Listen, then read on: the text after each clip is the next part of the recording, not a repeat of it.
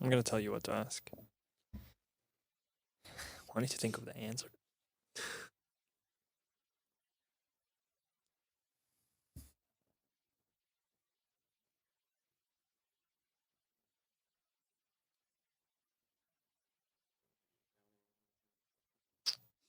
I think if you could just start. I got everything going. Oh, it's already recording? Yeah. Okay. Okay. Just, what you gotta do, take a deep breath in, and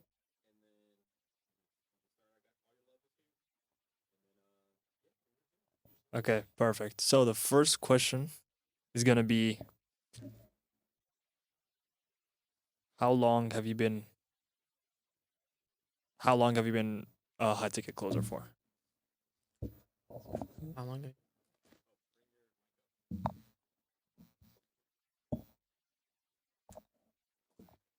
Or how long have you been in the high ticket space for?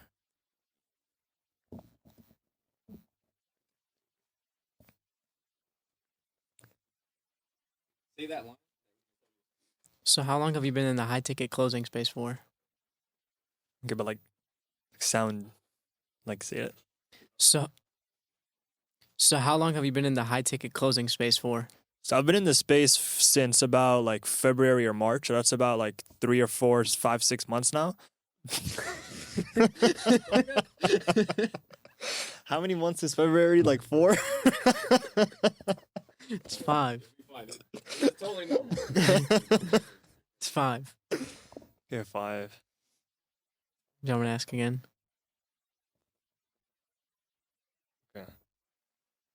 So I've been in the space since so I've been in the space since like February or March. That's about like 4 or 5 months now.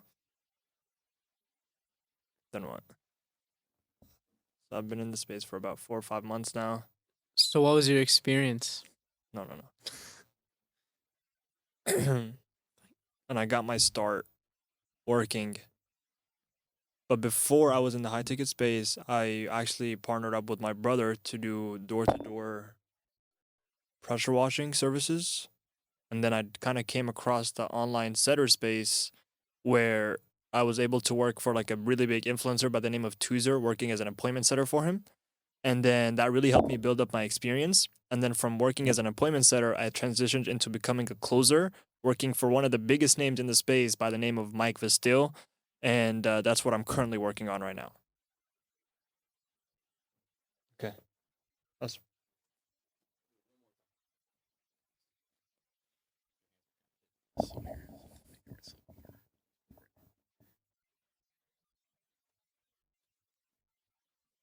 Doing better.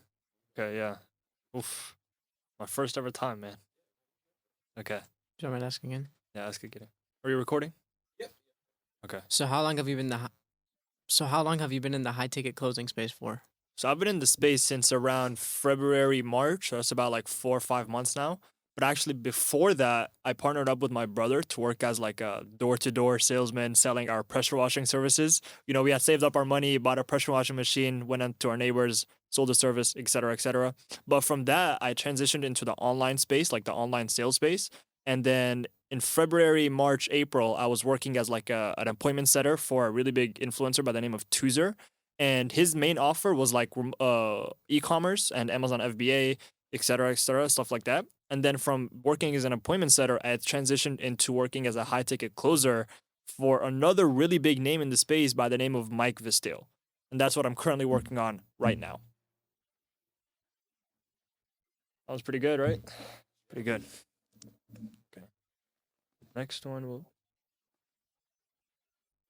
Again, you can always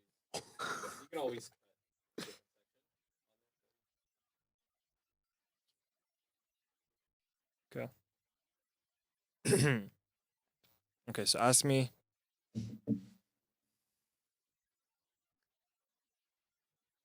How did you get into the online sales space in the first place? Space again. It just different clips. So how did you get into the wait what? How did you get into How did you learn sales in the first place? So how did you learn sales in the first place? Okay, repeat it. How did you learn sales in the first place? So I learned sales by actually going and finding a sales coach.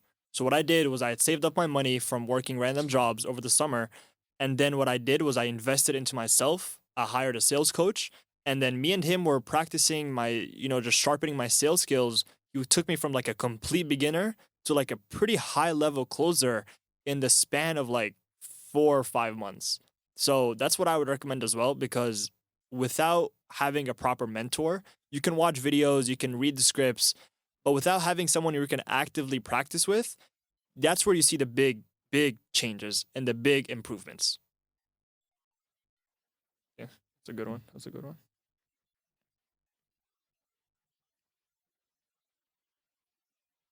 Okay.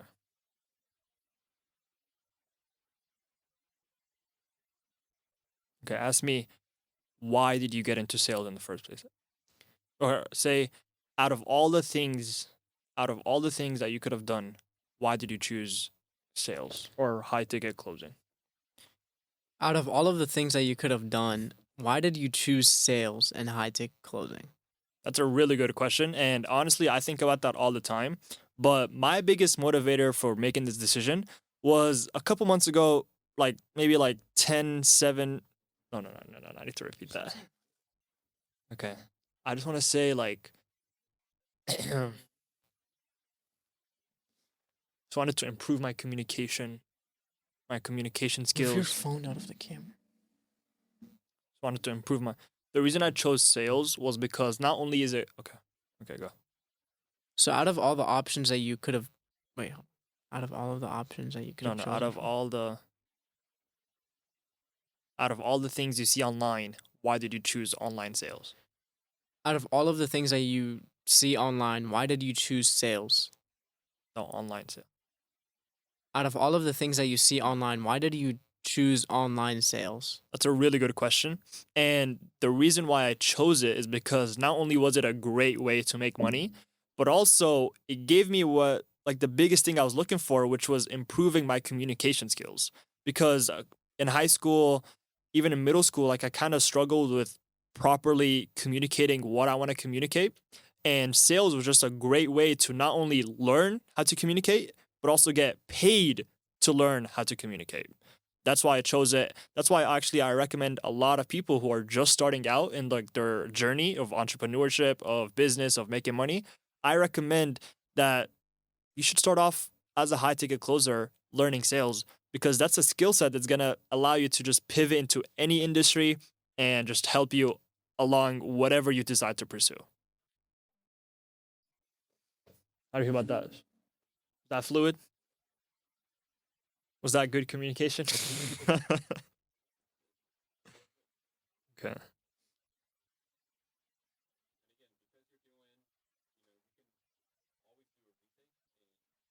Oh, this one's good. I think I can do better. If that's the case, that's totally fine. 'Cause you can always just cut. Exactly. From there. Okay. What do you think? Should I redo it? Sounded good to me. Okay. Just ask, how should someone go about getting into high ticket closing? I already answered that. I didn't. Get a mentor. Okay, well, I need to like explicitly say there's two different options. What was the question? How do you say it? Okay, say for someone who wants to get into remote closing, What are the necessary? let's just say, what are the necessary steps for getting into remote closing? What are the necessary steps to get into remote closing? That's a very good question. What I would recommend is joining some type of online remote closing program. And I'm not just saying that because I am high ticket closer, but I'm just saying that because not only do they provide proper mentorship, proper skill development, but you also have the network, the community to fall back on just in case, you can't find an offer, can't find a job. They'll also help you, assist you with all of that. I need to redo that. Okay. For someone who that's a great question, and for someone who does want to get into like the high ticket closing space, I would highly recommend that they invest into themselves by getting a sales mentor. So that could be in the form of just getting a mentor or joining a sales program that's centered around remote closing. Not only will that help you with like the proper skill development where you can actually get good, so that way when you are at an interview, you have the proper skill development in place where you're able to just land the offer. But also, if you're having trouble finding the interviews, joining a program, having a mentor, you have access to their network and their community. So that way you don't necessarily have to like work as hard to find an offer. People can just come to you through the network and the opportunities are just more abundant, higher quality, etc., etc. Is that good? What do you think? Sounded pretty good.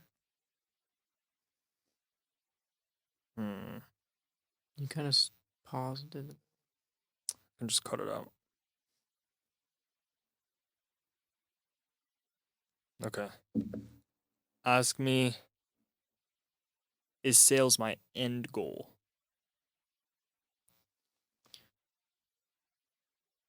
Okay, yeah. Is sales your end goal? No, definitely not. I don't want to just keep taking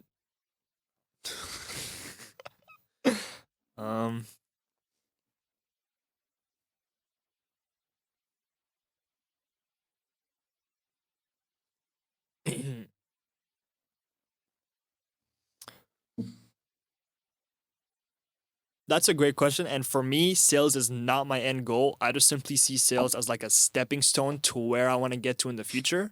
Because Why do you keep saying that's a great goal? for me, sales is not necessarily the end goal. For me, it's just a stepping stone to where I want to get to.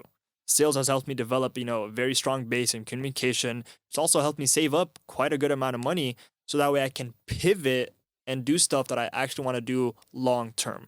And what is that?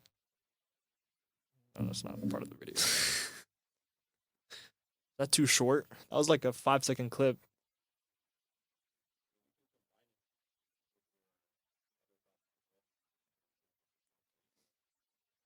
Yeah, okay. Why don't you want to extend further? Because what else was no, it's not an end goal. Why? I said, just what see is it. that? And then you say what your end goal is.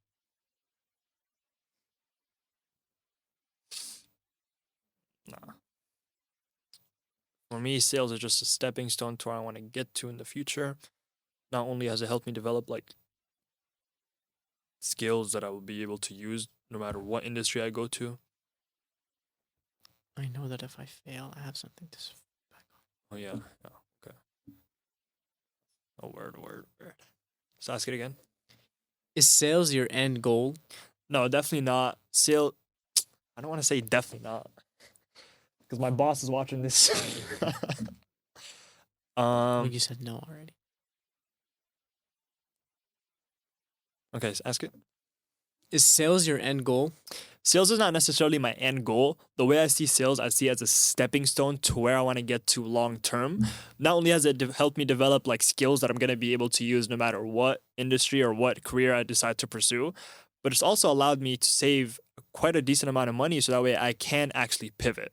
And also, in the back of my mind, I know if everything goes wrong and everything hits the fan, I have a skill set and I have something I could actually fall back on to just get me back on my feet. That was much better. Okay.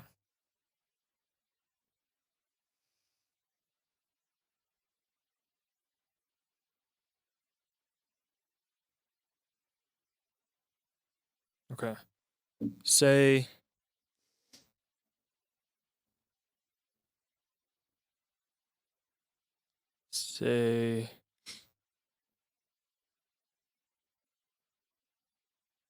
what do I look for when joining a high ticket? What do I look for when joining a sales program? What should I look for? What should people look for? What should people look for when they're trying to join a sales program? The biggest thing, the number one thing that you should look for when trying to join a sales program is their Restart. Okay. Go. What should people look for when they're trying to join a sales program? The number one thing that you should be looking for when trying to join a sales program is their coaching. It doesn't matter if they have like the best network, if they doesn't have the best. Okay, ask it again. What should people look for when they're trying to join a sales program? The number one thing that you should look for when trying to join a sales program is their coaching and their mentorship. Because it doesn't matter how many videos they provide you, it doesn't matter how big their personal brand is. If you're not actively role playing and going through the script, framework by framework, line by line, trying to memorize it, trying to understand the philosophy, you're just simply not going to get good. The number one thing is seeing how many group coaching calls they have, how many one-on-one coaching calls they have, and just like the amount of just like hands-on support that they are offering. If they're not offering any more than like 3 calls a week, I would just simply not move forward, because there's a lot of programs that offer coaching 7 days a week, so you can get good really, really fast and get good like really, really good. So the number one thing is coaching, and how often do they provide the coaching? Good. Okay. You can get good really, really good.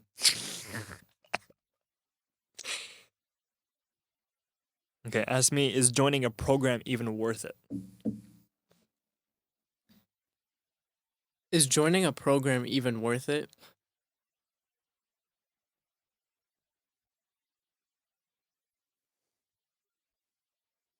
Okay, ask it. Is joining a program even worth it? Is joining a sales program even worth it?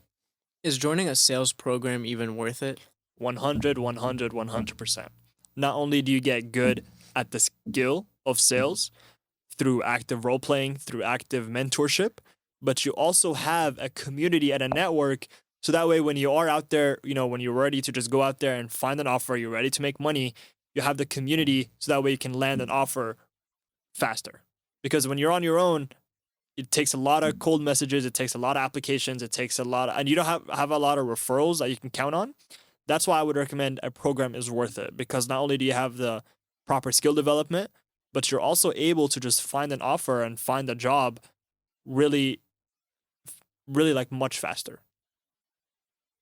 I think we should redo that. So it's worth it because you get good, you learn the proper, like you get like you get like proper coaching.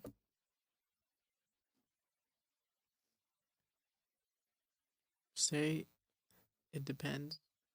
Is worth it or not? It's good. Yeah, I'm gonna say, yeah, 100% it's worth it, but you have to make sure that you join a reputable program. Okay, go. Is joining a sales program even worth it? 100%. But you have to make sure that you're joining a reputable program. There's a lot of programs out there that you just buy them and they just throw a bunch of videos at you, and that's not necessarily going to help. If you want to watch videos, you can go on YouTube. The reason why I would say a program is worth it is because you get the access to the coaching, direct coaching and mentorship. So that way, are you getting the proper skill development? But when you're ready to go out there and find an offer so you can start selling, you have the network, the community, so that way just makes everything so much smoother. Because when you're out there on your own, you're trying to send cold DMs, you're trying to send cold messages, you're trying to send cold emails, and you don't really have like a community to just vouch for you. You don't have referrals. That's why I would say that's the biggest benefit of joining a program, is they can just refer you to everyone they know, help you find a good offer to sell for, and you get the proper skill development. What do you think? Okay.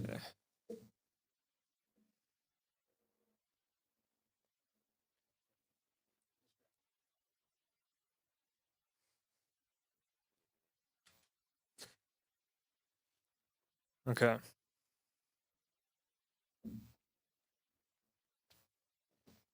Okay. Say, is high ticket closing a good way to make money? Is high ticket closing a good way to make money? Absolutely. And sales is actually, the high ticket closing is actually one of the few industries that I would say you actually have full control over your income. So let's say as a closer, you have a 20% close rate, okay, which means 1 out of 5 people you close, okay? So let's say you're trying to hit a monthly income of X dollars. You need to take X amount of calls. You need to close X amount of deals at an X amount of. Okay. Come with numbers. 1 out of 20% close rate. 1 out of 5 at an average deal size of 2K. If I just do in numbers, it's going to be complicated. Okay. Go ahead.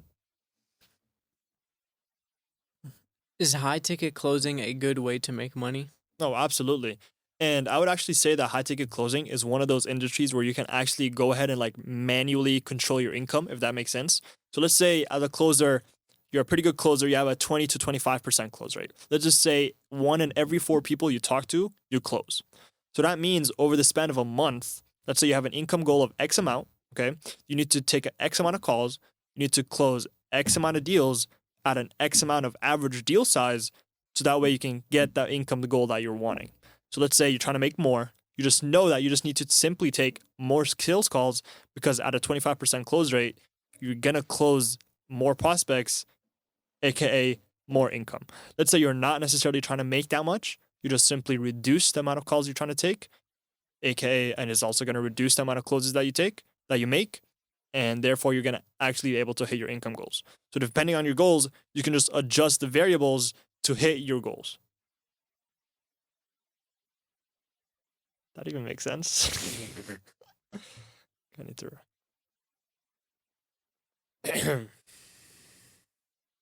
It made sense. But I said like goals like 4 times in the same sentence. Okay. Yes, because. Let's say as a closer, you have a 20% close rate, which means 1 out of every 5 people you talk to close. And you have an income goal at the end of the month. Okay, ask. Is high ticket closing a good way to make money? Oh yeah, I would definitely say so. And I would actually go ahead and say that high ticket closing is one of those industries where you can actually go ahead and like control your income. So let's say you have an income goal at the end of the month, and as a closer, you know that you're a pretty good closer at a close rate of about like 20 to 25% close rate, which means that oh my goodness, to redo it. Just don't make it so cool. Well, I need to explain like how you can actually control your income. Okay, talk slower. Okay. Is high ticket closing a good way to make money? Oh yeah, absolutely. And I would actually say that high ticket closing is one of those industries where you can actually manually control your income. And what I mean by that is, let's say your close rate is about 25%. That means 1 of every 4 people that you talk to is going to close. Okay. So at the end of the month, you have an income goal. You just simply know that you need to take more or less sales calls just to adjust. Does it not even make sense?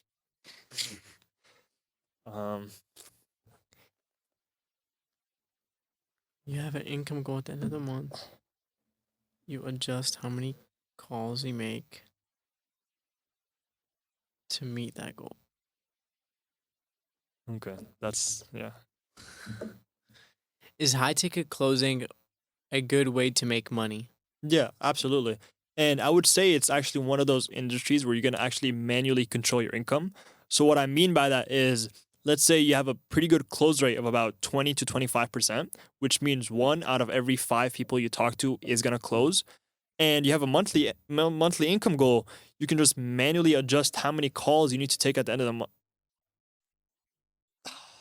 Close, almost. I just messed it up. Okay, go. High ticket closing a good way to make money? Yeah, absolutely. And I would actually say that high ticket closing is one of those industries where you can actually control your income. And what I mean by that is, let's say you're a pretty good closer at a 25% close rate, which means 1 out of every 5 people that you talk to close. And you have a monthly income goal. You can just simply adjust how many calls you need to take throughout the month to meet your goals. There. That was much better, right? Was there like a stutter, do you think? With it too,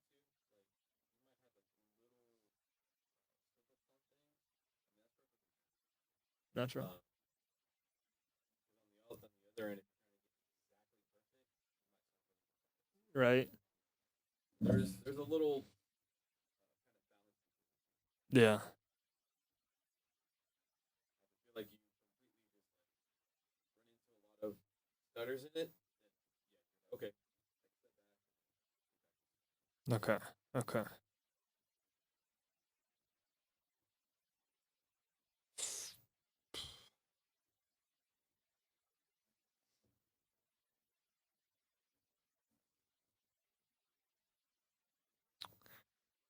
Um, I already said what to look for when joining a program. Should you join a program? What it takes to go good at sales. What does it take to get good at sales? Sounds cliche, but it takes hard work. Hard work and consistency. No one knows. What does it take to get good at sales? I'm going to say it takes active listening. Because okay. What does it take to get good at sales? The number one thing that you have to develop is the skill of active listening. Because a lot of people think sales is just pushing a product, pushing a product, pushing a product. But actually, if you just sit back, actively listen to what the prospects are saying, you're able to identify their pain points, and that way you can tailor the product to fit their needs. That's going to tremendously help you, close more deals, but also it's going to help you in your personal life as well. Because a lot of people, they don't want to understand, they want to be understood. The only way to achieve that is through active listening. Because imagine you're talking about something and then I just ask some random question completely unrelated. You're going to be like, man, is this guy even listening to what I'm saying? That's what it takes to get good at sales, especially high ticket closing. That was a pretty good answer. Okay, what does it take to get good at sales?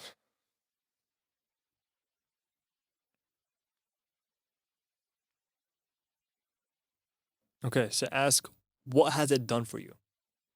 What has working as a closer done for you? What has working as a closer done for you? I'll like deepen your voice a little bit. What has working as a closer done for you?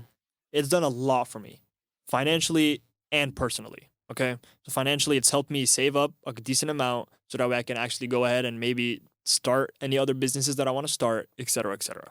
But personally, I would say it's helped me develop a lot more confidence to come to podcast studios like this, build a personal brand, because I know that I have the skill of communication now and I'm good at active listening. I can pretty much get along with a lot of different types of people and not only get along with them, but make money out of them. So that just helped me mentally just build more confidence and it lets me know that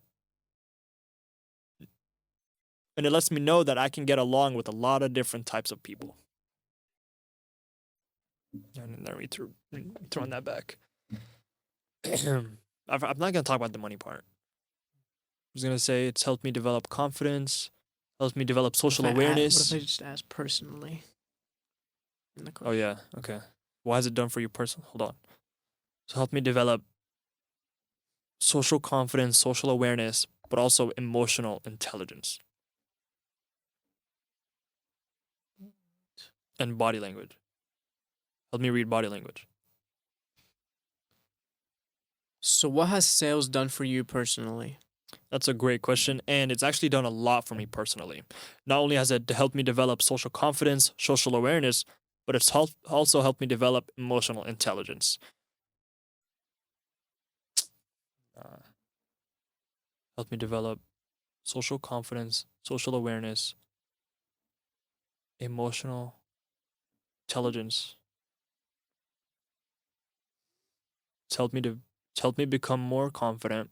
It's helped me become an active listener, and it's also helped me to become more emotionally intelligent.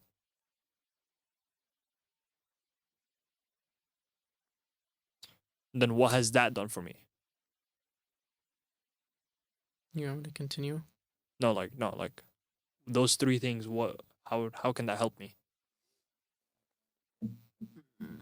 Social confidence. You're confident. Can talk to people. Okay, go. So what has what has sales done for you personally? It's helped me become more confident, become an active listener, and also become more emotionally intelligent. And those three just helped me those three led me to being able to carry myself a certain way where deep down I can just know that I can get along with a lot of different types of people, and social situations don't necessarily Right. frighten me. Makes me sound like a little, Yeah, you're saying it no longer does. but I never was. So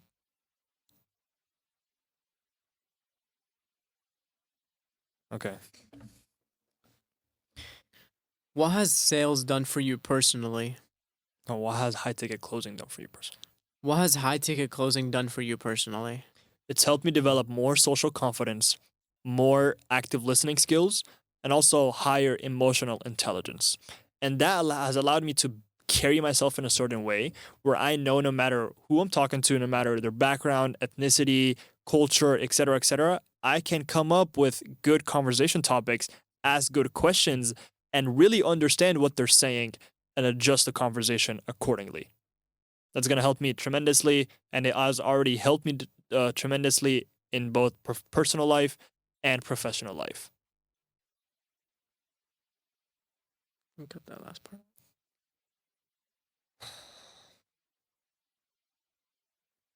Whatever. Okay.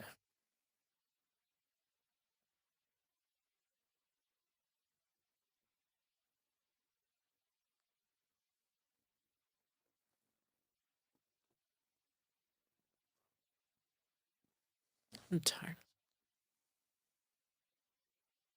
Okay. Ask me. So we've just been talking about the good. Okay. Ask me. What are some of the pros? I mean, what are some of the negatives about high ticket closing? Well, I need to think of an answer.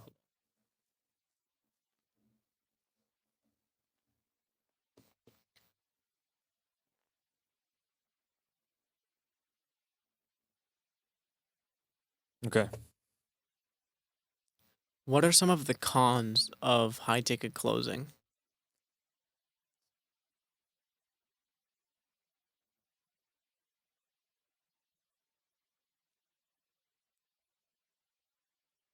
Okay. Go. What are some of the cons of high ticket closing? The biggest con of high ticket closing, which a lot of people in the sales space don't talk about, is that it's genuine hard work. A lot of times you're taking 6, 7, 8 sales calls back to back. And these sales calls are like 1 hour to 1 hour and 30 minutes, which means most of the time you're working minimum 8 to 10 hours a day. And the biggest cons is sometimes you make no money after taking 8 sales calls. That's the cons about it. I need to repeat it. That makes sense. Like it's, You just need to phrase it better. and you're sitting at a desk for like 8 hours. You can make no money. And sometimes you make no money. But some days. And it's commission based. So unless you close a deal, you're not making any money. Okay, go. So what are some of the cons of high ticket closing? The biggest one, in my opinion, is the genuine hard work and time that it requires.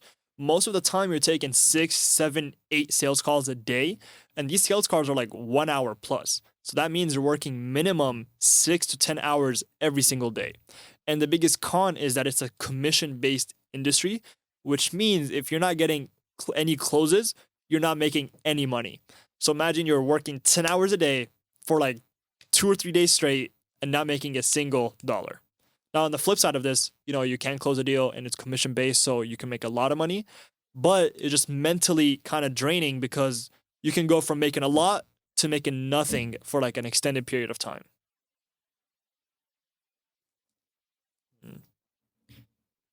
Should I redo that? Something.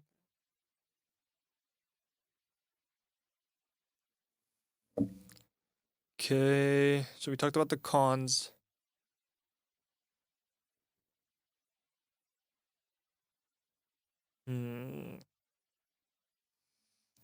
Done for me what it took look for. Okay. Does this question even make sense? Why is there demand for closers in the first place? No, It does make sense. there is no demand. There is demand. No, there's not. Literally had 2 interviews in this weekend. Why is there demand for closers in the first place? There's no answer for that.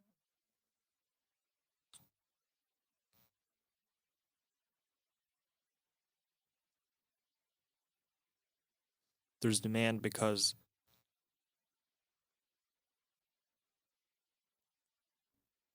a lot of the coaches and consultants that you see online, they don't have time to just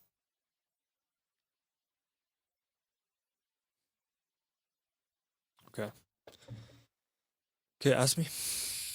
Why is there a demand for closers in the first place? That's a really good question. And honestly, when I was starting out, I was like, why would they even need a closer if they can just, get the money themselves? But these coaches and consultants, they have massive companies and they don't have time to just hop on sales calls with every single one of the prospects. So that's where us closers come in because we're able to just take time off of the business owner's hands and we're able to just make a commission off of it.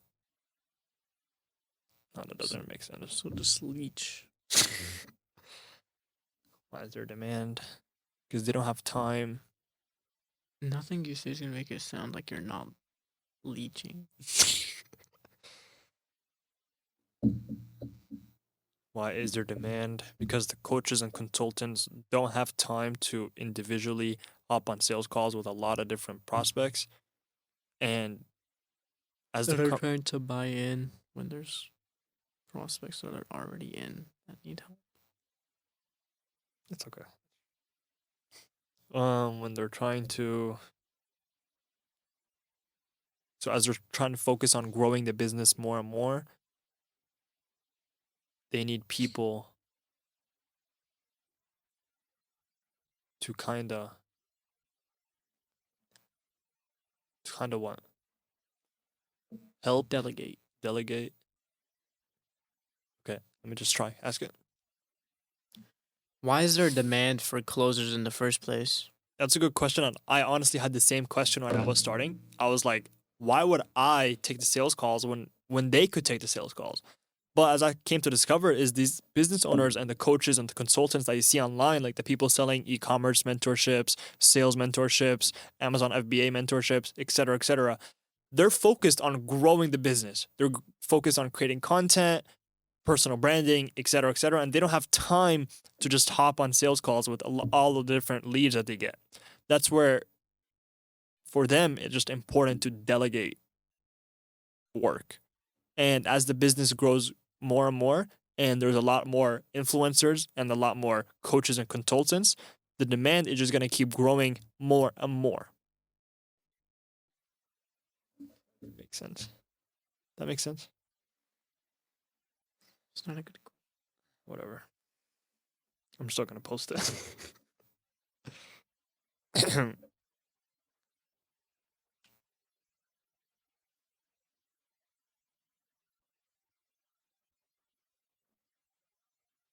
Okay.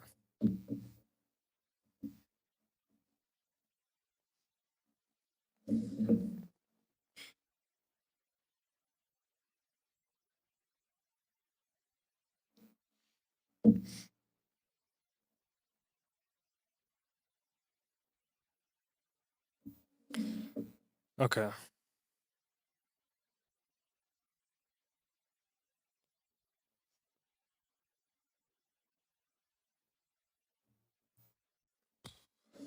When I was first starting out, I had to realize that people don't buy a product. They buy the results of buying the product.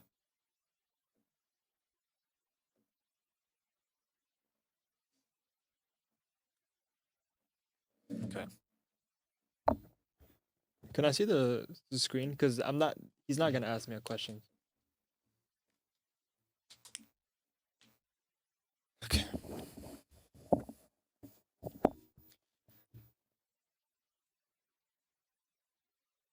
People don't buy a product. They buy the results of buying the product.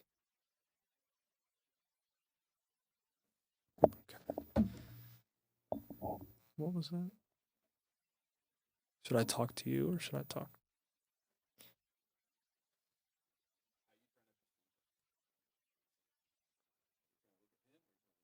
That's what I'm trying to figure out too.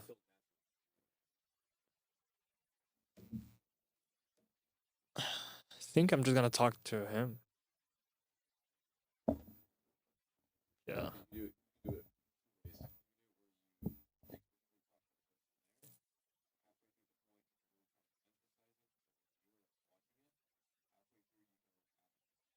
Mm.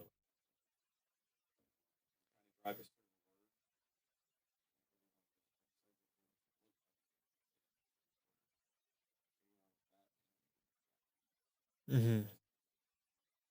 Okay. Trying to keep it as natural.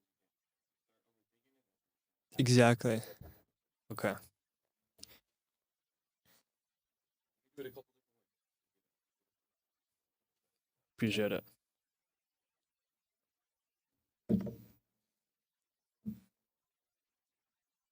Okay, something that I had to like. How am I not asking you a question? This is just me. It's just me. Like, okay, people don't buy a product.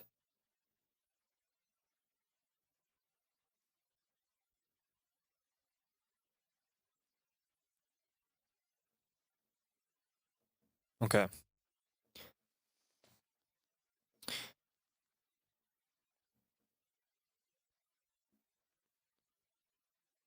Something that I had to kind of rewire in my brain is that people don't buy a product. They buy the result of the product.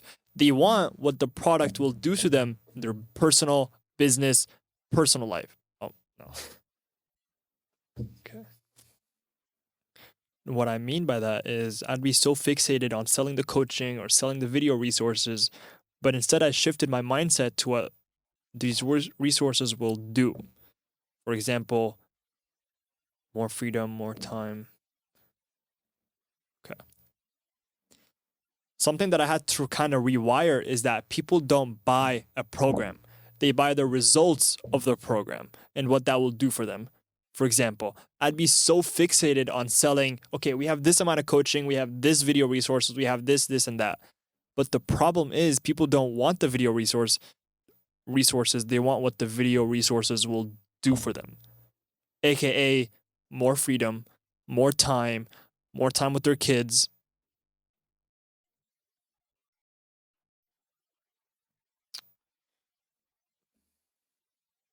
People don't buy a product.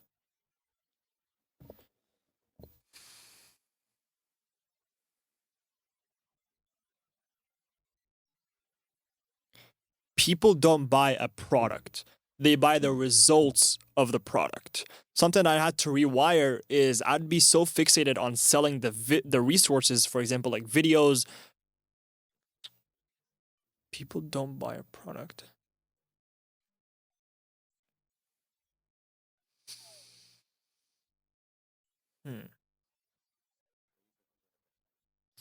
I'm just trying to say like what product? so what I sell right now is like coaching, mentorship, video resources, etc., etc. The community, but you're not buying videos. you're buying what the videos will do. For example, the ability to travel, more time, more freedom, etc., etc. So instead of being focused on selling you the videos, I'm focused on selling you the freedom. So I'm telling you, okay, to get the freedom that you want, you will have to go through the video resources. Does that make sense?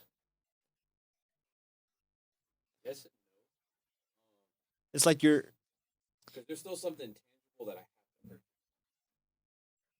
If there's no product at all, then I'm like, why don't I just buy it? But you're offering.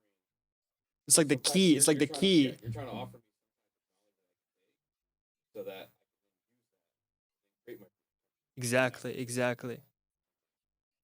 So it could be a little tough How should I word that? to frame it. Because then it's like, well, if I'm not buying a product, what am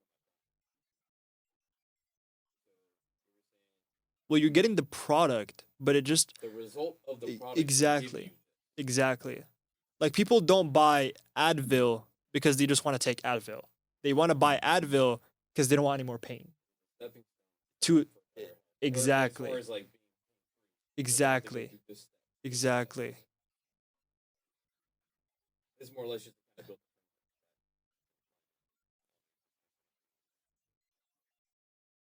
Probably a good. The Advil. Because some people might say, well, I'm buying a product. Some people try to like delve into the. You're like, yes, it is a product. You're but buying something, yes, but it's just a stepping stone to what you want in the long run. Man, how should I? Okay. Should I still start it off with like the hook of people don't buy a product, they buy the results of the product? Should I still start it off that way? Okay.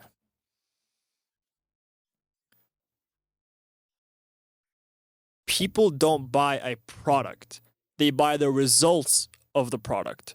And what I was so fixated on in the beginning was just selling, okay, we have this video resources, we have this community, we have this amount of coaching, but people don't want that. They want what that coaching will do for them.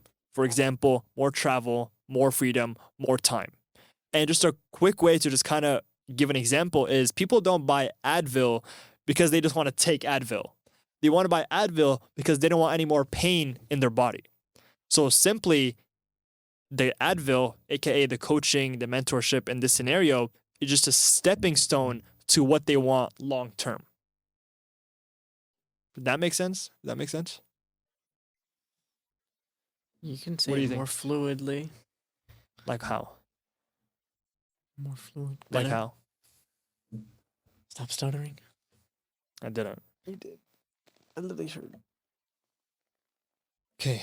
People don't buy a product, they buy the results.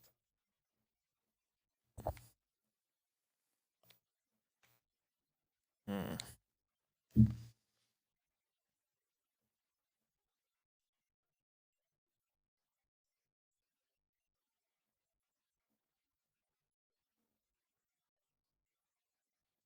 Okay. People don't buy a product.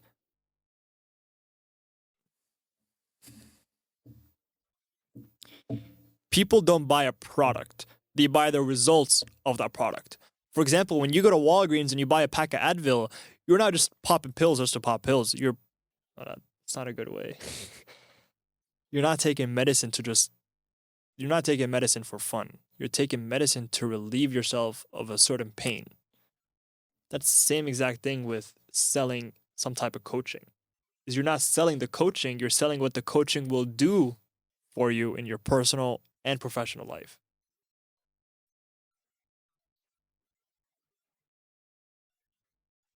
Okay.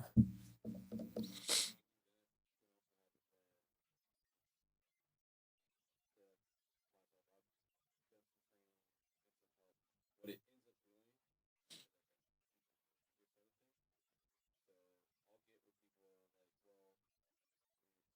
doing. Earlier, like, hey, well, I can.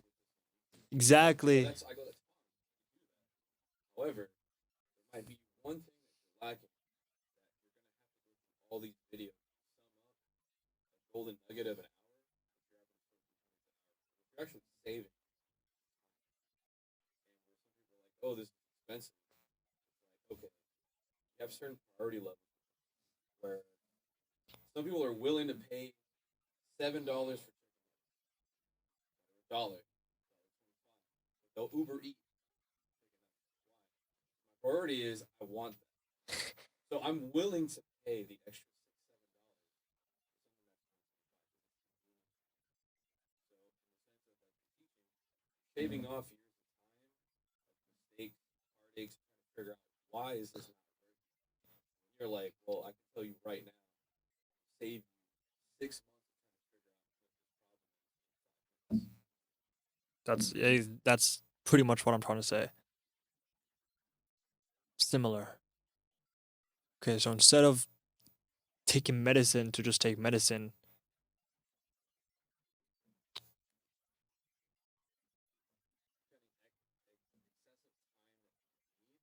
To acquire that skill set. yeah, So without having to take 8 months to learn something on your own, which you can, which is fine.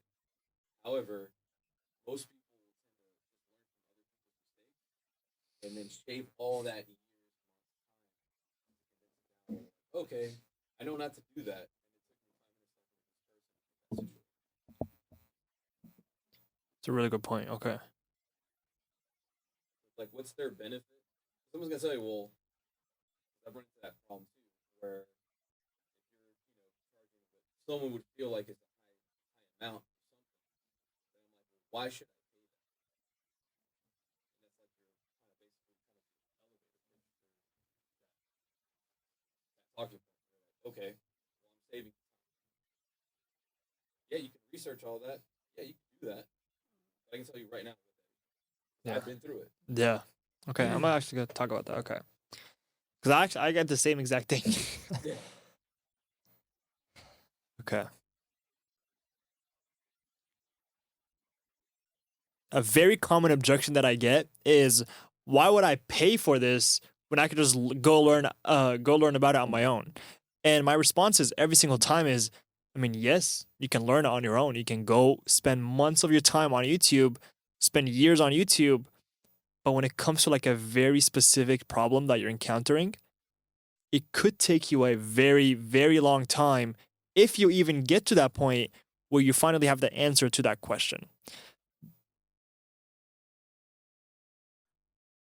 The reason I think investing in a mentor is so important, and that's why I did it, is because instead of just going out and learning on your own, you're learning from people who've had the same exact issues that you've been through. Not only does it fast track your progress, but it also helps you learn in a certain way where it's correct, where you're learning the right information. How do you think about that? Okay. Just pauses. You just cut it You can out. always just jump cut to the Exactly.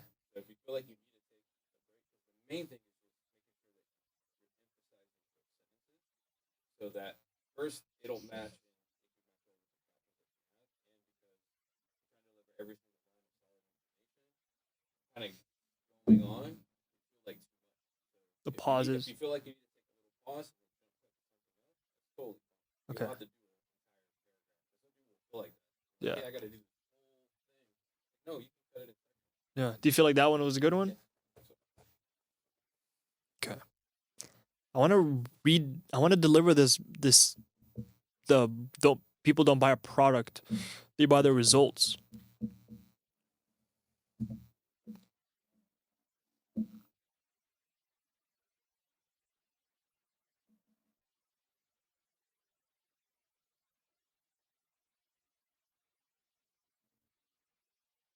Okay.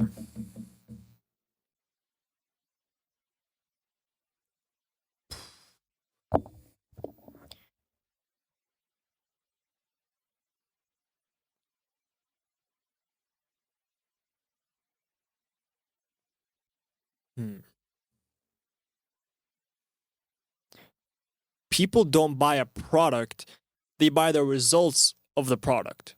For example, people don't just take medicine just to take medicine. No, they take medicine because they don't want any more pain in their body. Same exact thing with coaching and mentorship. People are just not just buying coaching just to hop on sales calls and talk to coaches, et cetera, but they're buying the freedom that will allow them to have, the time freedom, the location freedom, the financial freedom. So something I had to rewire in my brain was, instead of being so fixated on selling the services that we actually offer, I shifted to selling the freedom. So to get the freedom that you want, to get that time back, you have to buy the coaching. I think that could be worded a little bit better.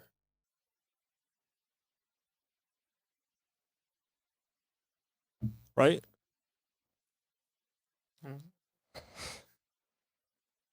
Okay. You're getting close. Yeah, it's just You're always gonna have a few outliers that are always gonna. Just well, I just want to make sure I'm delivering it properly. Okay, people don't buy a product. They buy the results of the product. For example, people don't just buy medicine just to buy medicine. No, they buy themselves of pain. Same exact thing with coaching and mentorship. You're buying it so that way you can relieve yourself of the stress at work, the stress of, your current life. Right. Stress.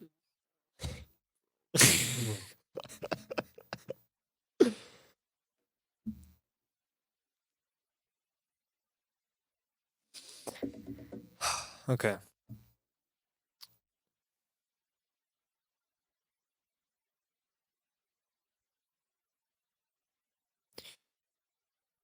Instead of selling the product, sell what the product will do. Instead of selling the medicine, you sell the pain. No.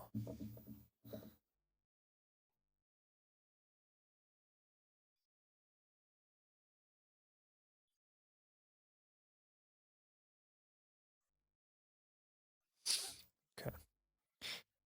People don't buy a product. They buy the results of the product.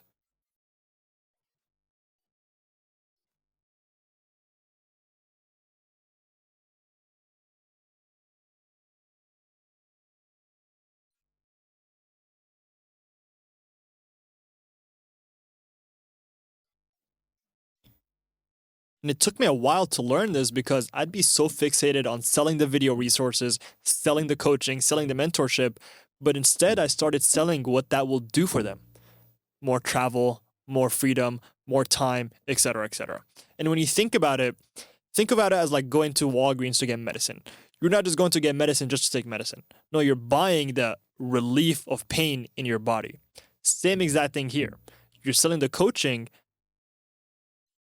but that coaching will help you will help you achieve more peace of mind, more freedom, and a larger ability to travel. So that would.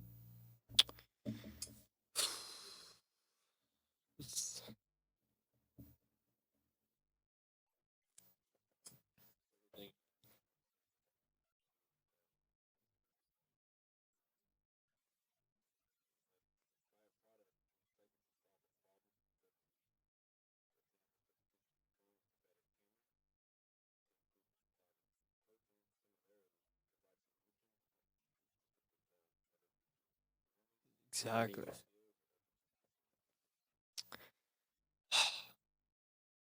Okay. People don't buy a product, they buy the results of the product. So instead of being so fixated on selling, okay, we have this many videos, we have this many hours of coaching, etc., you have to sell what that will do for them. You have to sell the travel, you have to sell the time freedom, you have to sell the location freedom, etc., etc. Instead of selling the medicine, you have to sell the pain-free body.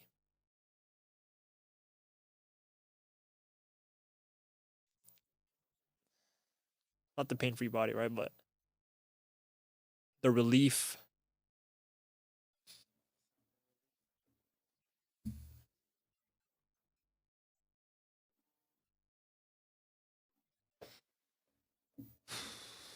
Because this is If I can deliver this, I think this is gonna be like a pretty good clip.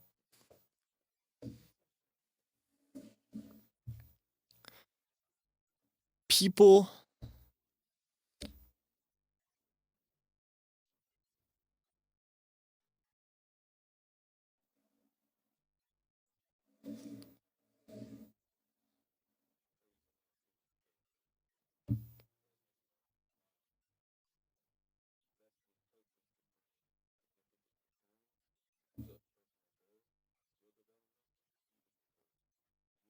Wait,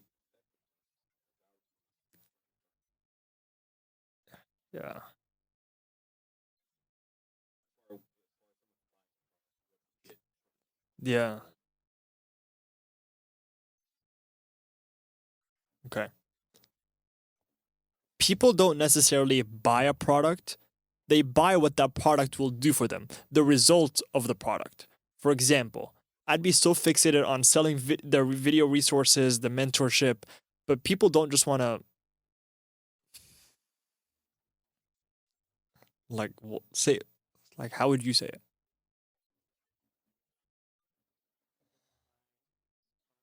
The result of the product, just like how when you buy Advil from pharmacy, you know, not buying it just to buy it. You're buying it for the relief you're going to get. Repeat it. All of it. People don't buy the product just to buy. People don't buy the product. They buy what they're going to get from the product. Just like how when you go to the pharmacy to buy Advil, you're not buying the medicine. You're buying the results you're getting from that medicine. He's got a You don't have to say.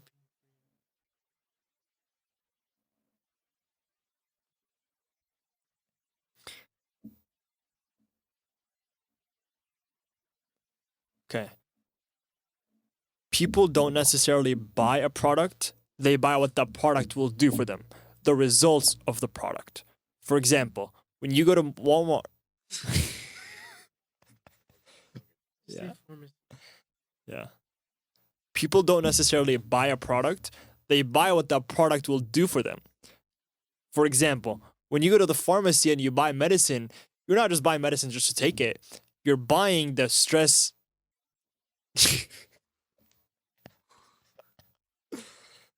Okay. You're buying the relief. You're buying what the medicine will do for you. Everyone knows what medicine will do. You don't have to say relief. People don't buy a product, they buy what the product will do for them. For example, when you go to the pharmacy and you buy medicine, you're not just buying medicine just to buy it. You're buying what that medicine will do for you. Same exact thing with coaching. You're not just getting a coach just to have a buddy. No, you're hiring a coach so that way you can get the results in your personal and professional life that you want. And once I started shifting that mindset, I just started fixating, I just started selling the freedom, the time, the location freedom, etc., etc. So I'd be okay, instead of being so fixated on look what we have, look at the amount of coaching, look at the amount of videos that we have. No, I'd be like, look what we can help you achieve. Look at the freedom that we can help you achieve. Look at the time that we can help you get back. There you got it. That was like a little bit smoother. You got it. I think I'm gonna redo it one more time.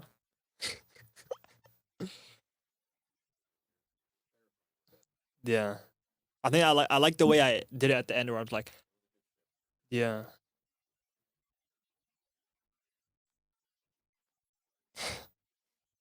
So I brought him.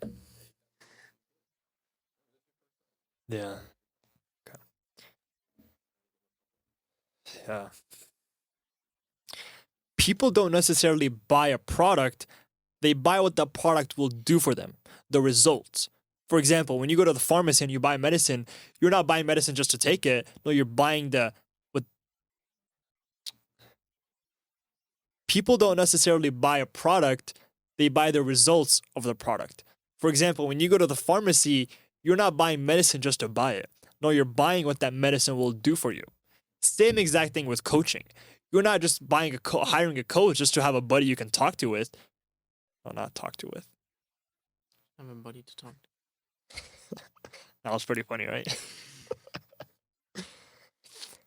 People don't buy a product. They buy the results of the product. For example, when you go to the pharmacy and you buy medicine, you're not buying medicine just to take medicine. No, you're buying the results of the medicine. Same exact thing when you're hiring a coach. You're not just hiring a coach just to have a buddy you can talk to. No, you're hiring him because of what he will help you achieve. So once I started, changing my mindset around that, I started, instead of selling, okay, look how many videos we have. Okay, look how many coaching we have, how much coaching we have. No, I started selling, look what we can help you achieve. Look at the freedom that we can help you get. Look at the time that we can help you get. Look at the stress-free and look at the peace of mind that we can help you get. Once I started selling the dream, that's when my closing rate increased significantly. I think the other one was better, honestly.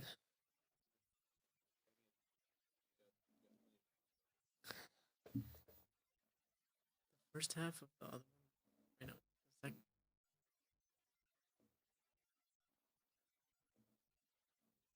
Splice it.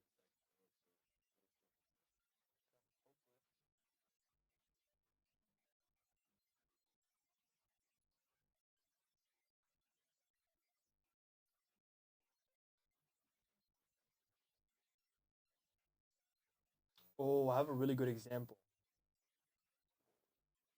Because have you heard of the comment saying, sell me this pen? A lot of people would be like, okay, this pen is blue, this pen, it clicks, etc. The way you're actually supposed to sell it is, well, you're supposed to write things down. You need to write things down. You're not buying the pen, you're buying the ability to be able to write things down. Same thing with coaching. You're not buying a coach just to have someone to talk to. No, you're buying a coach so that they can help you make more money, help you save time, have more freedom in your personal life. I'm going to use that.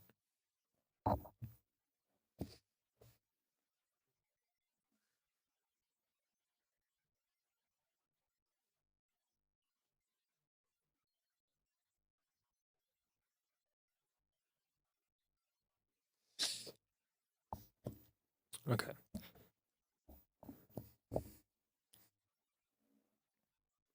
People don't buy a product, they buy the results of buying the product. For example, you see it all the time. People are like, okay, sell me this pen. What a lot of people start doing is they talk about how the pen is blue and it writes in gel and it clicks, etc., etc.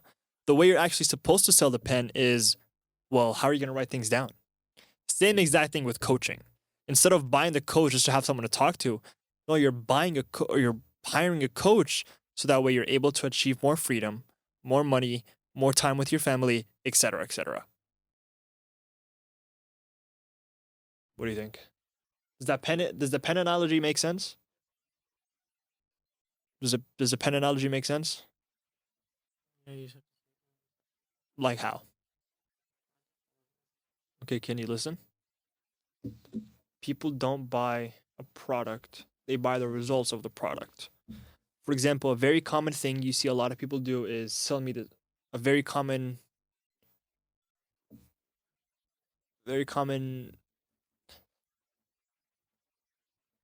Selling technique. no, very common scenario you see is, okay, sell me this pen. Okay. Sell me this pen. But instead of selling how the pen is blue and it writes nicely and selling all, you have to sell the ability to write things down. Because if you're not able to write things down, No. You don't have to go so deep in the ability to write things.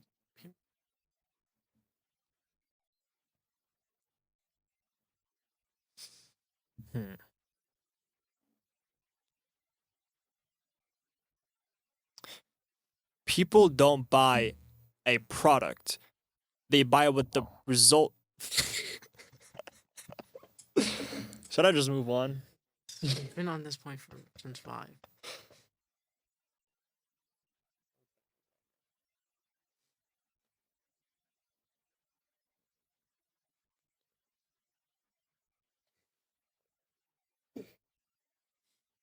Clarity.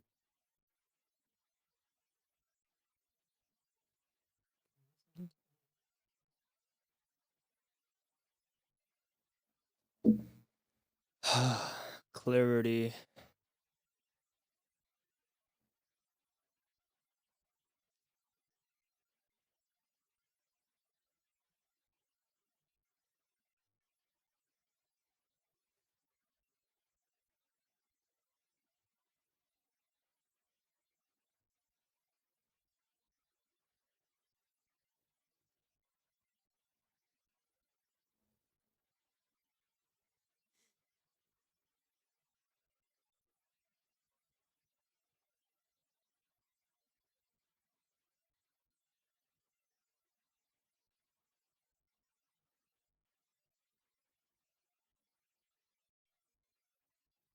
Certainty. Conviction and certainty.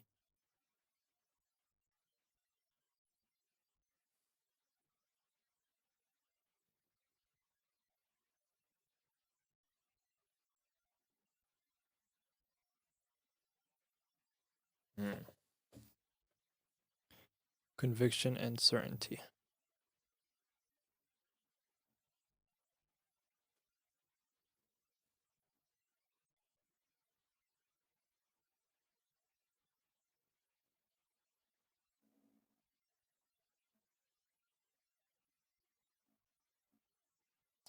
Conviction and certainty. Those two words alone can dramatically help you in sales because people want to be led.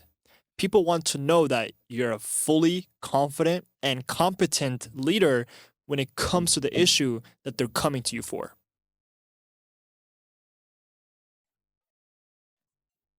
This includes not ever hesitating, not ever stuttering, not ever saying, I'm confused, I don't know what I'm talking about, etc., etc.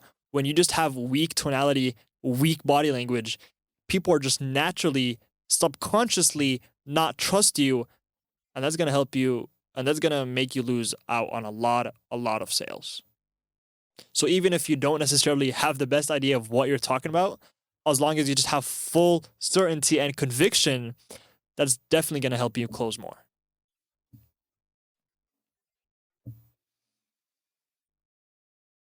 Conviction and certainty. Those two words alone can dramatically help you in sales because people want to be led. People want to know that you have full confidence and competence when it comes to the certain. That one's a lot more smoother though.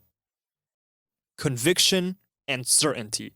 Those two words alone can dramatically help you close more because people want to be led. People want to follow a leader. People want to know that when it comes to their issue that they're facing, you have the answer to it with full and utter confidence. So when you come on a sales con, you have weak tonality, weak body language, weak.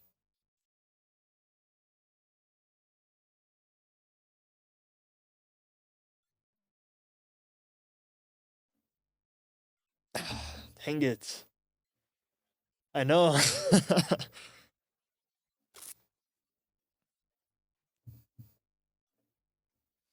Conviction and certainty.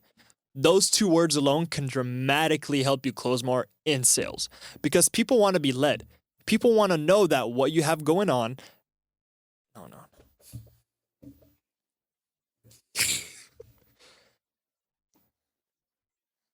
Conviction and certainty. Those two words alone can dramatically help you in sales because people want to be led. People want to know that you're a leader. People want to know that you have full, utter confidence and competence in the issue that they're going through. So if you're not control.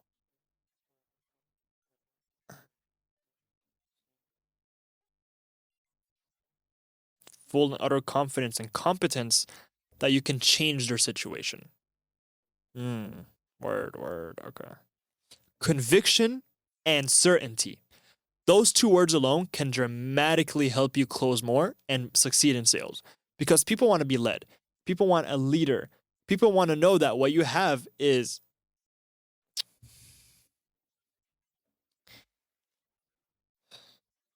conviction and certainty. Those two words alone can dramatically help you succeed in sales because people want to be led. People want a leader. People want to know that you with full people want to know that you have full and utter confidence, conviction, and certainty. Those two words alone can dramatically help you succeed in sales because people want to be led. People want a leader. People want to know that you have full, utter confidence and competence that you can change their situation. So when you have weak tonality, weak body language, you're hesitant saying stuff like, I'm confused, I'm not, I'm not understanding. When you just say like weak phrases like that, they're just gonna lose trust in you and they're gonna dang it, almost there, bro.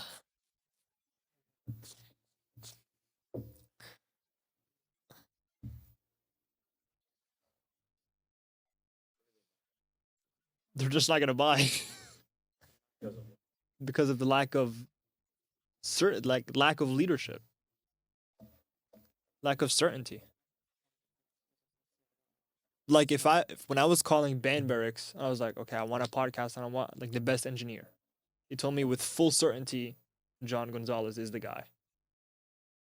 That certainty that he had helped me. Okay, I'm gonna book John Gonzalez. That's what I'm trying to say. Like, okay, conviction and certainty. Those two words alone can dramatically increase your sales because people want to be led. People want a leader. People want to know that you have full and utter confidence and competence that you can change their situation. So when you have weak phrases like, I'm confused, I don't know what's going on, I don't know, maybe, when you're hesitant, when you have weak body language, weak tonality, etc., people are just going to simply lose trust in you and then not move forward with the sale. That was a lot better. Okay.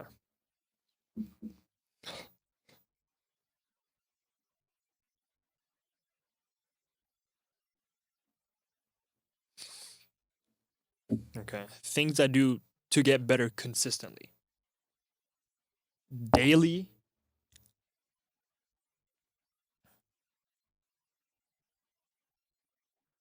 call reviews where I go in with my boss. What are some things I do to get better consistently?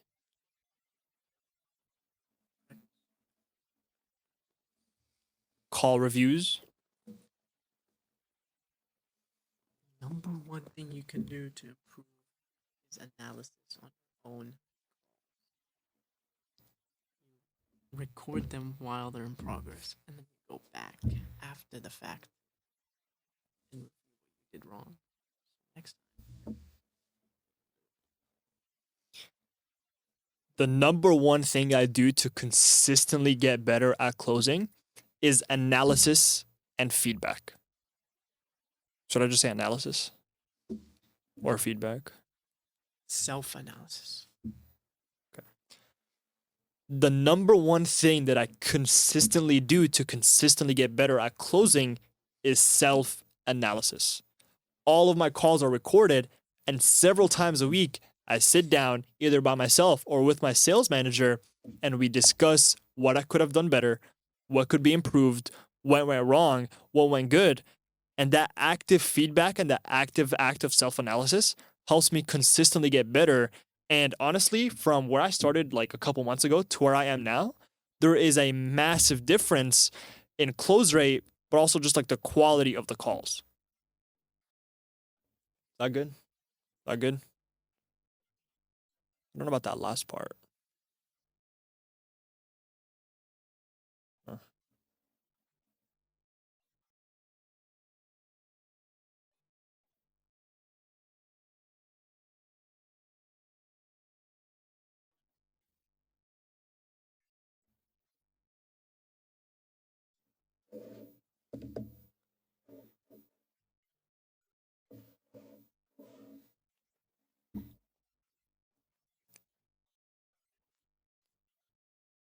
A very common objection that I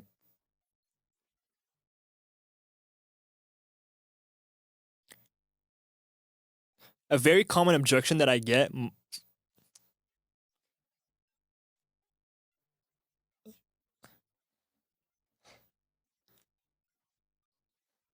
A common objection that I kind of get. I An objection that I get kind of often is, okay, Omar, everything sounds good. I like how everything sounds. I just want to start 1 to 2 months from now, 3 months from now. And the best way, the way that I use. Okay. Yeah, pretty often. A lot of people tell me everything sounds good. I just want to do this 2 months from now when I'm out of school. But the real thing, like the best thing to do is think about where you'll be in 2 months when you are out of school. So instead of starting when you're out of school, when you're out of school, you're ready to make money. Okay. An objection that I kind of get kind of often is, okay, Omar, everything sounds good. I like how everything sounds, and I definitely want to do this. I just want to wait like maybe 2 to 3 months from now when I'm out of school, when I'm out of this, when things are a little bit more stable, etc., etc. My favorite way of handling that objection is just asking them, well, think about where you'll be in 2 to 3 months from now. So instead of getting started 2 to 3 months from now, in 2 to 3 months from now, you're ready to go out there and make money. Nah. What should I say? What should I say?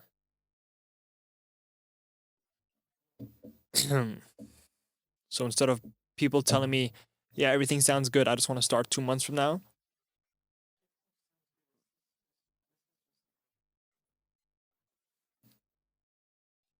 Yeah, my way of handling that is to remind them of where they'll be in 2 to 3 months.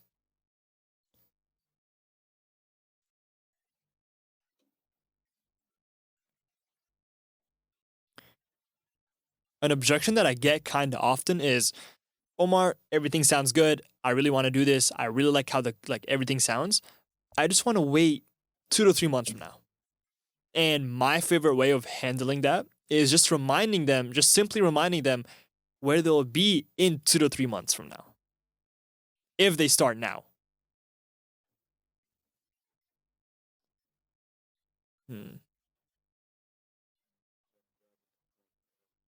Yeah, So what's it gonna be? exactly. If I bought it now, here, what is Exactly. what could just be like, okay, I just paid money now. Yeah.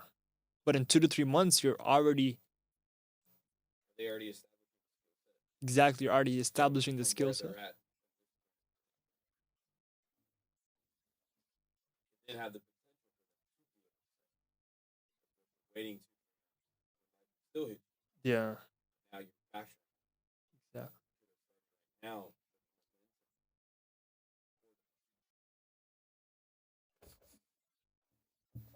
Okay. An objection that I get kind of often at the end of my sales calls is, Omar, everything sounds good. I really like how everything sounds. I just want to wait 2 to 3 months from now. And my favorite way of handling that is just simply reminding them where they'll be in 2 to 3 months. So instead of waiting to get started in the future, if you start now, by the time that 2 to 3 months time frame comes along, you already have so much momentum that you're ready to just start closing leads.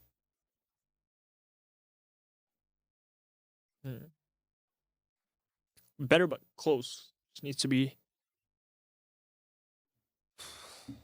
okay. Yeah. Because it's true. I mean, if you start now in 2 months, you can genuinely start making money already. Yeah.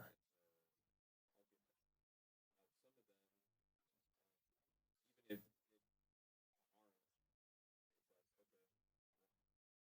guarantee to start that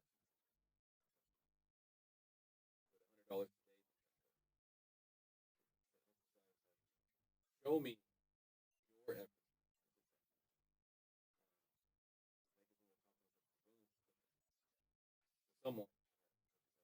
They'll just use that as the I don't want. That's my next But point. being nice about That's my next Yeah. point. My next point is you have to uncover the real objection. Okay. Man, we're pretty much in the same industry. Okay. An objection that I get kind of often is, Omar, everything sounds good. I really like everything. I would definitely want to do this. I just want to wait 2 to 3 months in the future. No. I just want to wait 2 to 3 months. A common objection that I get typically at the end of my sales calls is, everything sounds good. I definitely want to do this. I just want to wait 2 to 3 months from now. And my favorite way of handling that is just reminding them where they'll be in 2 to 3 months. If they start now, when that time comes, they already have so much momentum built up that they're already set up to be closing leads. If they wait that time and start then it's actually like 4 to 6 months when they are able to get fully ramped up and closing. I messed it up at the end. How should I say it?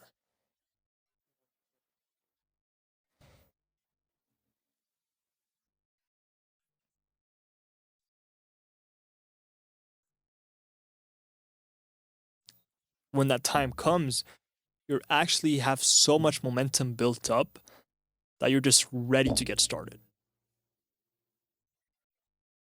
You're just ready to kick the ground running. Is that the saying? Kick the ground running? Oh, I would just say just get started, ready to just get started. Right. That you're ready to go out there and actually apply what you learn. Oh, apply what you're learning. Okay, there we go. That's rather than just okay. An objection that I kind of get often is, Omar, everything sounds good. I really like this. I definitely want to do this. I would just rather wait 2 to 3 months from now. And my favorite way of handling that is just to simply remind them where they'll be in 2 to 3 months if they start now. They'll have so much momentum built up that when that time actually comes, when that better time actually comes, they'll have so much momentum where they can actually go ahead and apply what they're learning for an income.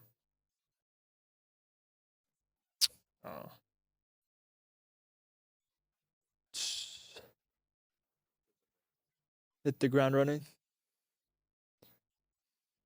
Okay. An objection that I kind of get often at the end of my sales calls is, everything sounds good. I definitely want to do this. I would just prefer to wait 2 to 3 months from now when things are a little bit more stable. My favorite way of handling that is just reminding them where they'll be in 2 to 3 months if they start now.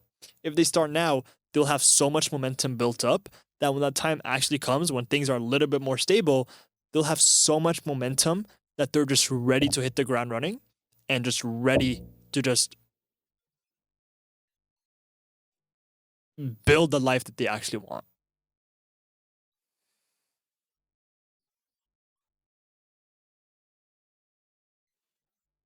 Almost, right? Almost. Is it the ending? Do you think it's the end? It's like the middle part. I'm just saying the same thing over. Yeah. Yeah. You get that objection Me? Sometimes. more than Especially sometimes especially it from would be get especially that from type of objection. yeah, like from students as well, because they're like, let me just wait until the school year's over. I would just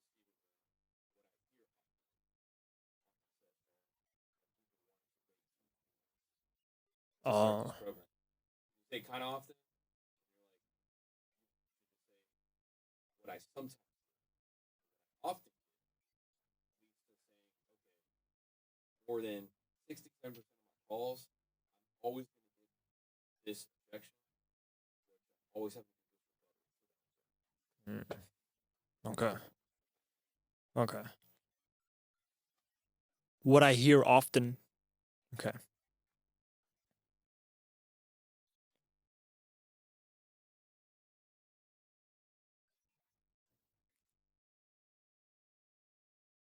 An objection that I hear often at the end of my sales calls is everything sounds good. I definitely want to do this. I would just prefer to wait 3 months from now. No, no, no.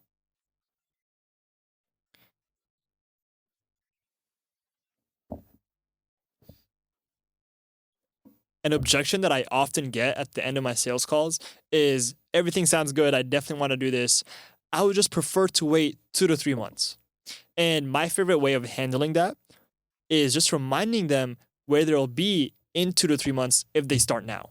They'll have so much momentum built up and the proper skill development that when the time actually comes, they're just ready to kick off the, kick the, kick the, hit the. What would you feel more? They're just ready to hit the ground running and actually apply what they're learning. Okay, yeah. An objection that I get, an objection that I hear often at the end of my sales calls is, okay, everything sounds good, Omar. I definitely want to do this. I would just prefer to wait 2 to 3 months from now. And my favorite way of handling that is just reminding them where they'll be in 2 to 3 months if they start now. They'll have so much momentum built up that when the time actually comes, they're just ready to hit the ground running and actually apply what they're learning instead of starting the learning process then. I think that was the finality, right? What do you think, finale?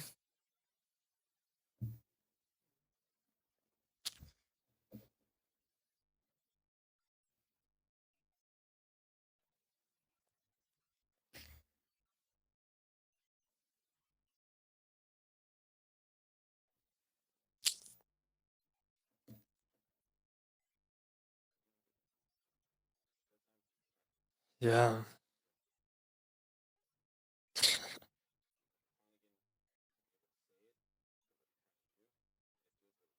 Yeah. No, it's perfectly. Thank you, thank you. That's the conviction and the certainty that you. That I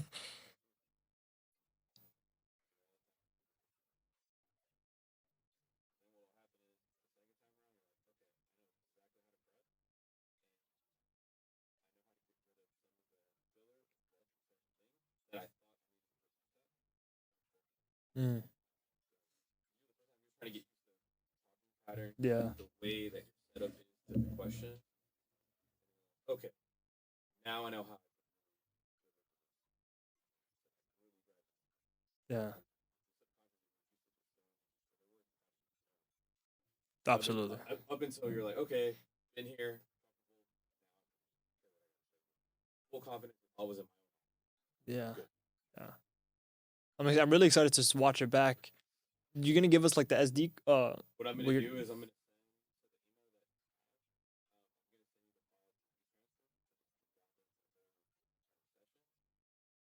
video and the audio and you have all. That's awesome. Awesome.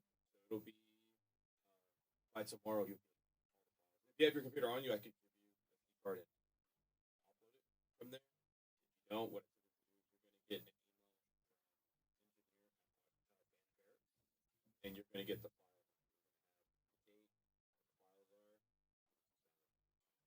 That's perfect. Perfect.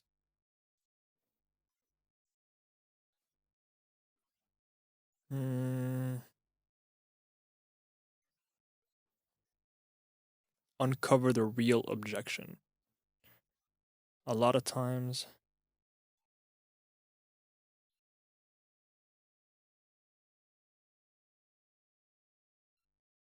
Hmm.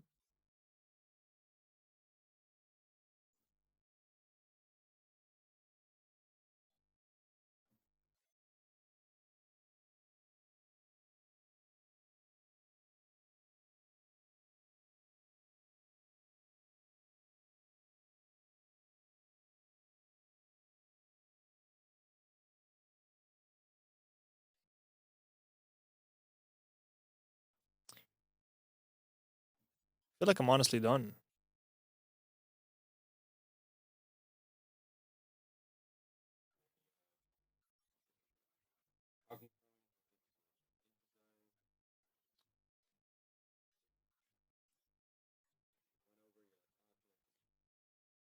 Redo it. this,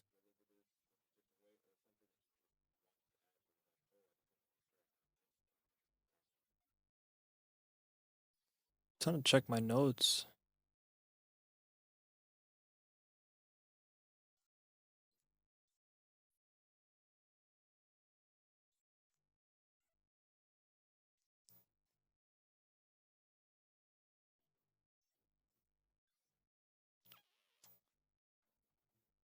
Okay, I have one.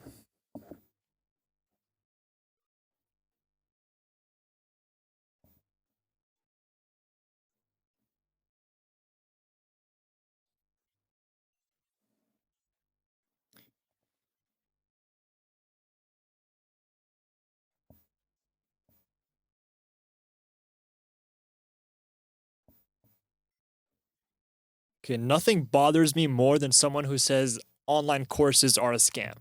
Like, how can they be a scam? Honestly, like most of the time, you're not buying a course, as in just videos. You're buying mentorship, you're buying one on one coaching. I mean, you also have a bonus of video resources.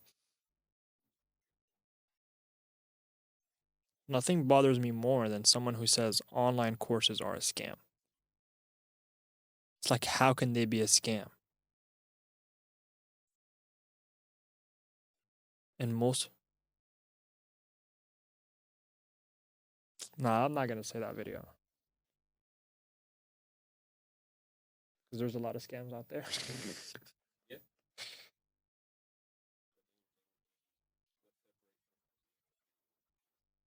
And I want to say, I mean, and even if something does go wrong and you do get scammed, you can literally just call the bank and dispute it. That's what because I got scammed. I just had to call the bank, tell them what happened, and I got my money back. Should I just say it?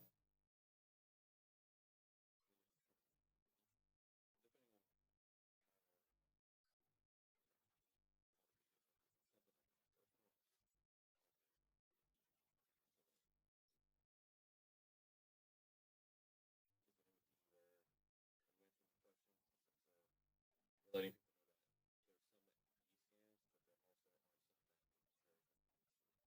Yeah. everything. Exactly. Then the whole industry would just die. Okay, nothing bothers me more than someone who says online courses are a scam. All All online courses are a scam. I mean, definitely, yes, there are scams out there, and I have personally been scammed where I paid someone and they just blocked me on Instagram or they just blocked me and ran away. But literally, all I had to do was just call the bank and dispute it. Okay. Nothing bothers me more than someone who says all online courses are a scam. I mean, yes, there's definitely scams out there, and I have personally been scammed where I've paid someone money and they just blocked me and ran away. But literally, all I had to do was just call the bank, tell them what happened, provide them proof, and I got my money back. And most of the time, you're not buying an online course, as in just videos. Most of the time, you're also getting group coaching and one on one coaching where you can ask personal questions that are unique to you and get really specific answers. In my opinion, as long as you just do your due diligence and find the proper course and the proper mentor, it's online courses are like one of the biggest levers for me, and it's helped me honestly get to where I am today. That could be redone, but that's good message. Yeah. Good message.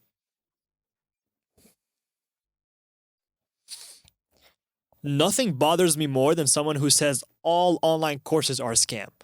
I mean, yes, there's definitely scams out there, and I have even been scammed myself where I just paid someone money, they blocked me and ran away with the money. But all I had to do was just call the bank, tell them what happened, dispute it, and I got my money back. And most of the time, you're not buying a course, as in just videos. You're buying group coaching and one on one coaching where you can ask personal questions and get personal, really specific answers. I messed that part up. You can ask like personal questions and get very unique answers that you're not going to find on YouTube.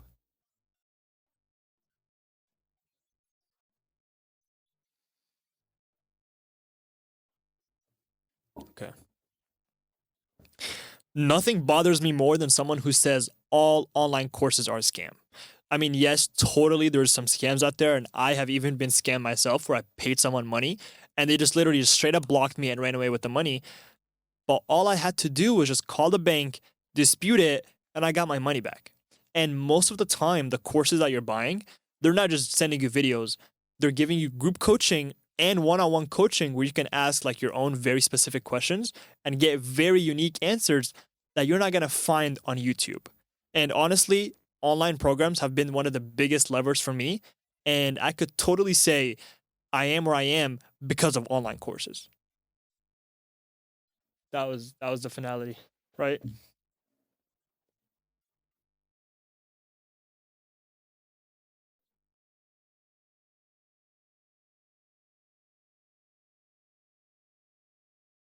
I'll talk about the importance of online personal branding. What's the importance of what's the importance of building a personal brand? Why?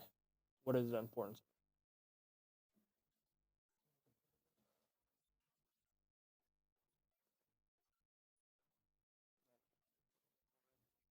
How? Like when you see someone with a personal brand, what do you think?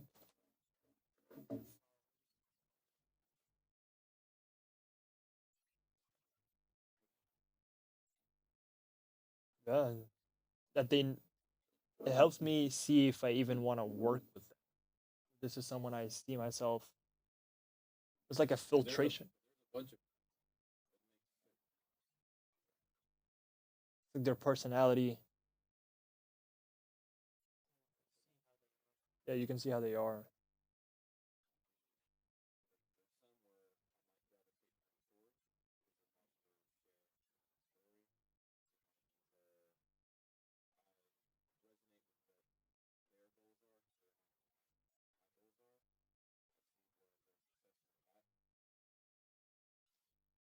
yeah,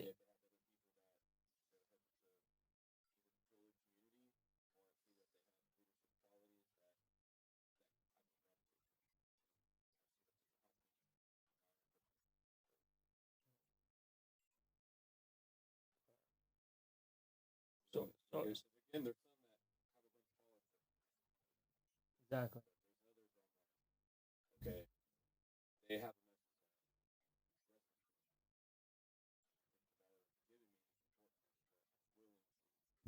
Hey, spend the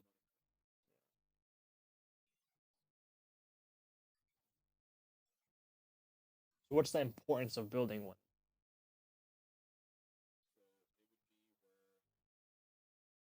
don't at all. There's no way I can. You Exactly. might be the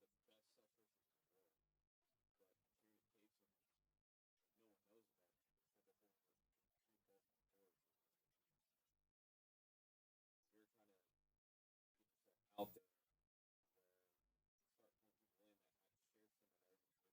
Exactly. Building your own community. Okay.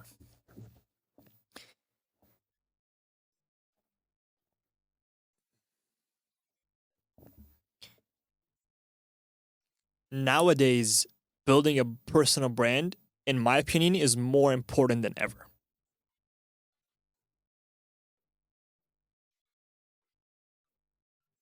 It really helps you get your name out there, helps you tell your story, and through telling your story, you're going to start eventually attracting people who resonate with your message, resonate with who you are as a person, and over time, you're going to start building your own community.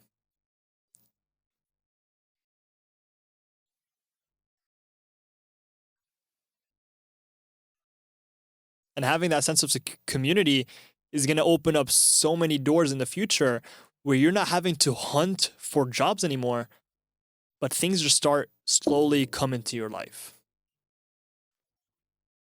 I don't know about that last part. But you know, it's you instead of chasing, you're attracting You're not now. selling. Exactly. You're not, yeah.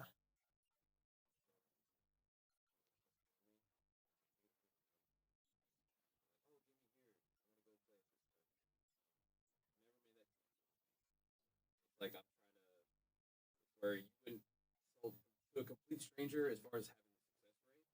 It's like, okay, if you now became my friend, and then you brought up something, I'm more receptive. If you're a complete stranger trying to sell me the same internet, as opposed to my friends, I'm more willing to I already have my defenses. Yeah. So I'm like, oh great, here comes another sales guy. Yeah. As opposed to, oh, this is my friend, let me know about it and consider buying. Yeah. I'm more receptive. Okay, so I must say that, like, even and when you start building your own community, people are just naturally more receptive to what you have to say. Okay, yeah.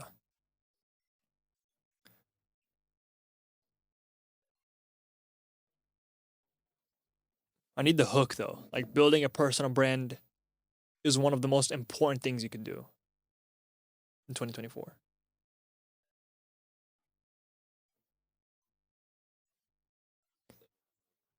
You have to, man.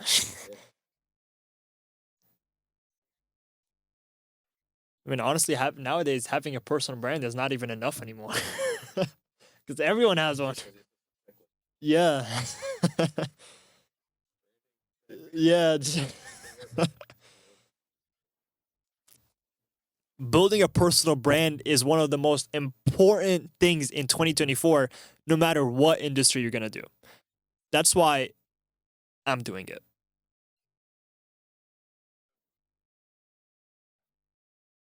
Then what?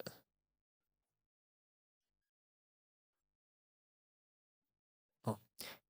It's a really good way to get your story out there, get your name out there, and over time, you're gonna start attracting people who resonate with you, resonate with your message, and just who you are as a person. And over time, you're gonna start building up that community, building up like a fan base, and they're just naturally gonna be more receptive and open to what you have to say, versus just you're a complete stranger who's just trying to talk to them. No, no, no, that last part.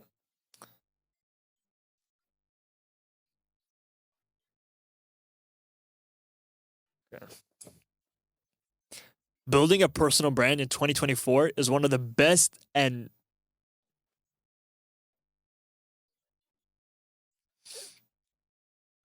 building a personal brand is one of the most important things anyone should do. It doesn't depend on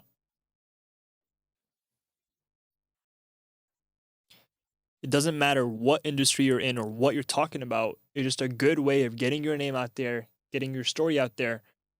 Okay, yeah. Building a personal brand nowadays is super important.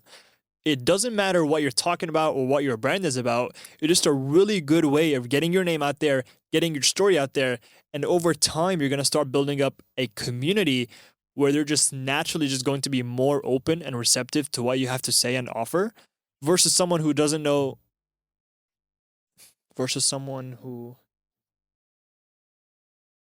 what? Yeah, versus we're just trying to talk to you. Okay.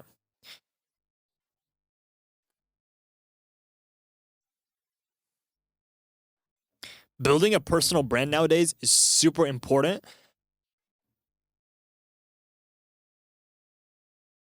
Building a personal brand nowadays. Having a personal brand nowadays is super important. Having a personal brand nowadays is super important. It doesn't matter what your page is about or what you're talking about. As long as your story is out there, your name is out there, people know who you are, over time, you're going to start naturally building a community and a fan base. And they're just going to be naturally so much more. I'm saying the word naturally too much.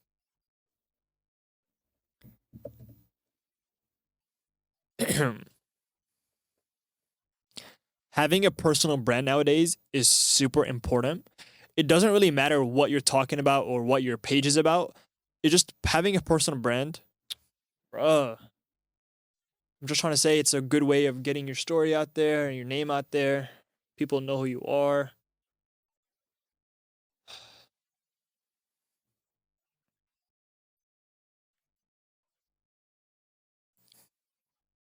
Having a personal brand nowadays is super important. It doesn't matter what your necessary Having a personal brand nowadays is super important. It doesn't matter what you're talking about or what your brand is about. It's just a really good way of getting your name out there, getting your story out there, so that way you can start attracting people who resonate with who you are, resonate with your message, and just resonate with personality. Naturally, over time, you're going to start building a community and a follow base where you can actually talk to them. Oh, that was close.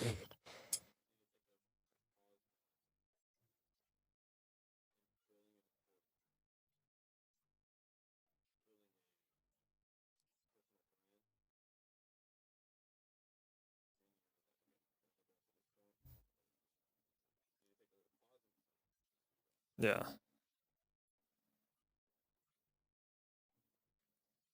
Having a personal brand is super important.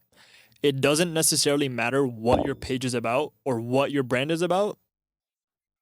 It's just a really good way of getting your name out there, getting your story out there, so that way naturally you start attracting people who resonate with who you are, resonate with your message, and resonate with your story.